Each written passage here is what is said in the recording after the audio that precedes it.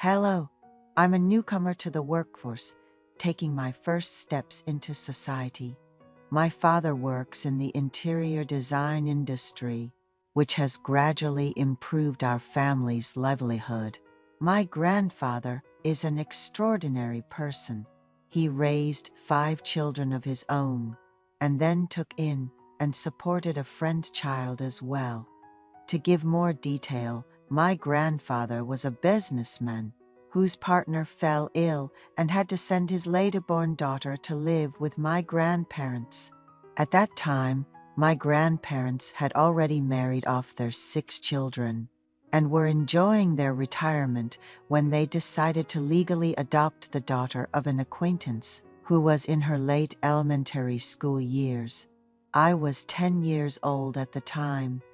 And suddenly, my father had a new younger sister. She was 2 years older than me, but I started calling her aunt as if she were an older niece. My father inherited his business acumen from my grandfather. He's adept at selecting new items for the business, conducting thorough research, and leading them to success. I was an only child, but during my senior year of high school, my father's youngest sibling, who I call aunt, transferred to a university near our house. My parents were busy with their business, and my aunt took care of my meals while she was studying. She looked after me, worrying about my health and telling me to take it easy, even researching and buying energy drinks and multivitamins for me. When my parents had to go on a 23-day business trip, it was really convenient to have my aunt take care of my meals as a student preparing for exams. I worked hard in my studies and managed to get into the same university as my aunt. She used to be quite chubby in elementary school, but became unrecognizably slim after a rigorous diet by the time of university admission. Her face became much slimmer. My aunt, who lived with us, showed her gratitude by taking care of my meals.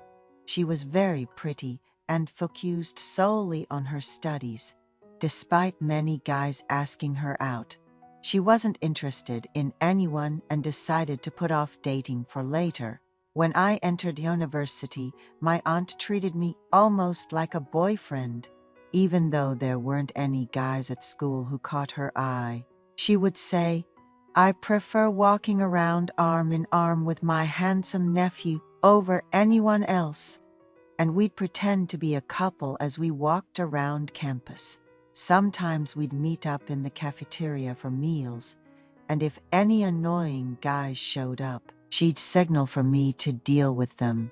One day, she complained about a guy who sat behind her in every class and kept throwing notes at her, which she found really irritating. So, I secretly checked out who this guy was. It was unbelievable that someone would bother my bright and cheerful aunt like that. I really didn't like it. However, my aunt was quite skilled at keeping such guys at bay. I found myself growing fond of her, not just because she was pretty, smart, and popular.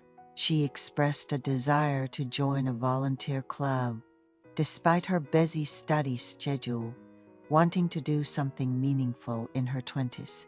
The club didn't meet too often, just sometimes on Saturday mornings to provide necessary services at facilities or to go on rural service trips, and she asked me to join her. Without much thought, I joined the volunteer club with her. At school, no one knew we were aunt and nephew.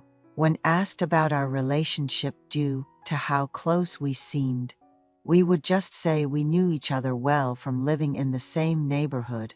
Our first volunteer event involved taking a van to a farm. We gathered in front of the school and drove for about an hour to a farm that was harvesting produce to sell wholesale.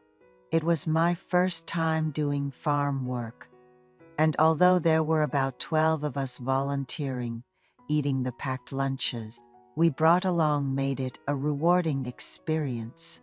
We continued to volunteer once a month, and eventually, it was time for the much-anticipated rural service trip. Having only seen my parents tend to flowers, the concept of planting something with my own hands was completely foreign to me. The club members decided to stay overnight at the village hall, waking up at dawn to work on whatever the villagers asked us to do, and wandering the dark country roads at night. I was startled to see fireflies for the first time. I noticed that one of the members was planning to make a move on my aunt during this trip, so I stuck to her like glue to protect her. On the final day, after enjoying the watermelon and melon kindly prepared by the village head, we all had a drink, perhaps because it was something none of us had done before. Everyone fell asleep early. Throughout that time, my aunt would tell stories, and whenever our eyes met, she'd flash me a light smile, which always stirred a curious feeling inside me. On that night, with everyone else asleep, I entered a small room filled with only our luggage and confessed to my aunt. I told her how happy I was going to school and participating in club activities together. When I asked her how she felt, she admitted that she had been on a few dates with other men, but hadn't found the right one yet. She mentioned how she had grown fond of me since my senior year of high school, as she took care of my meals. And now that I was becoming a mature man, she thought of me often. We spent that night together. It was a first time for both of us, so we were quite awkward. We slept with the window slightly open, and the dawn air was cool. Luckily, our fellow club members slept through the sunrise, unaware. From that day forward, my aunt and I shared a secret and continued to see each other for several years. My aunt eventually met a boyfriend at work and has been dating him for a while. And I have a girlfriend. Last year, my aunt got married and is now planning to start a family. My grandfather gifted his youngest daughter a small studio apartment in the city, advising her to keep it as a retirement fund. My uncle is close to my aunt's ideal type, kind, diligent, and with a great sense of humor. He fits in well with the large family on my aunt's side and even gives me pocket money, saying there's no need for more since he works, but asking me to take good care of my aunt because she and I are close. In truth, my aunt first called me after an argument with her husband. She asked me to come out to a coffee shop, so I rushed over. Becoming a married woman, she was right to settle her feelings. The reason for their argument seemed trivial and forgettable later on. However, I supported her, thinking it would comfort her. After calming her down, I said, "Now you need to live well with my uncle. I'm going to start preparing for my own marriage. Let's only keep good memories from now on." My aunt returned home with a look of regret. A few days later, we gathered for my grandfather's birthday, and my aunt appeared cheerful. I keep an eye on how my first woman, my aunt, is doing. Yet, it seems we both need to prioritize our families over our desires and hold on to only the good memories.